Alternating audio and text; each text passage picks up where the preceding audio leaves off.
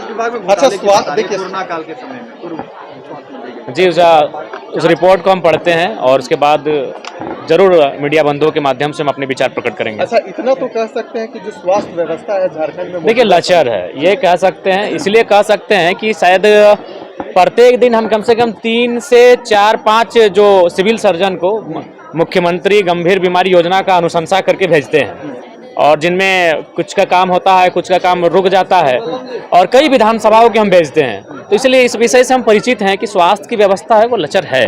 उस दिशा में इस बजट में विशेष ध्यान होना चाहिए स्वास्थ्य विभाग पर। और हम ये भी थोड़ा सा सरकार से मांग करेंगे कि उसमें शायद 4 या 5 ही बीमारी ऐड किया गया जिन पे इलाज होगा, तो थोड़ा सा अध्ययन करना चाहिए गाँव में जाकर कि लोग और किन बीमारियों से कंटिन्यू ग्रसित हो रहे हैं, उनको भी ऐड करने की आवश्यकता है। क्योंकि कई ऐसी बीमारी आ रही है जो काफी माने एक आम व्यक्ति के बजट से बाहर है, लेकिन उसका इलाज इसलिए नहीं हो पा रहा है क्योंकि वो सरकार के प्रोटोकॉल में नहीं आती है।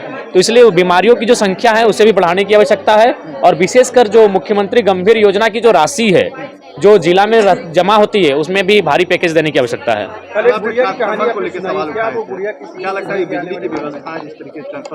देखिए बिजली की व्यवस्था ये वास्तविकता है। अभी जस्ट हमें एक जिला परिषद का फोन आया था, छोड़िए अब आम व्यक्ति नहीं, वो भी एक जिला परिषद है यानी सम्मानित। उनका कहना है कि मेरा भी 35,000 का बिल आया है पिछले 4 या 5 महीने में मीटर रीडिंग में गड़बड़ी के कारण। तो ये सत्यता है, लेकिन सरकार अपना डिफेंड करने से नहीं चलेगा, इन्हें धरातल पर जाकर काम देखना चाहिए।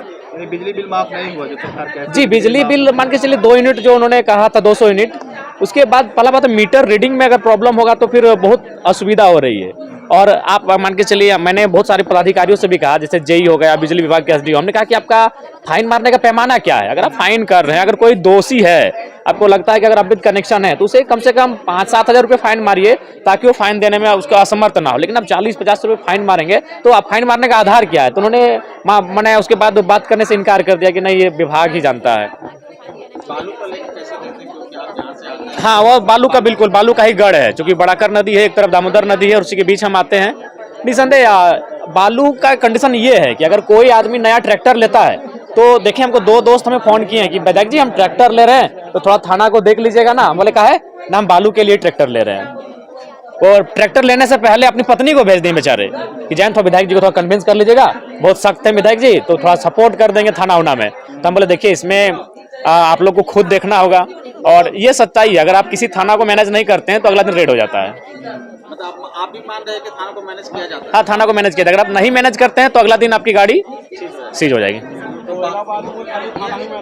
थाना में नहीं, मतलब ऊपर तक होता है, थाना आपका न्यूनतम है, अंतिम इकाई जो है उसे थाना को आपको मैनेज करना पड़ता है। अगर वहां से मैनेज किए बिना आप नहीं काम कर सकते हैं। आपने जो कहा उगाही का महीना है, बिल्कुल भाई, ये उगाही का महीना है, बड़ा दुर्भाग्य है। आशा करते हैं कि सरकार इस व्यवस्था को दुरुस्त करे। 2 बार इन्हें मौका मिला, दूसरी बार जब ये रिपीटेड है तो कम से कम इस बार आवाज भी दे रहे हैं, उसमें ही लोगों को बालू नहीं मिल पा रहा है, लोग बढ़ रहे हैं और महंगा बालू।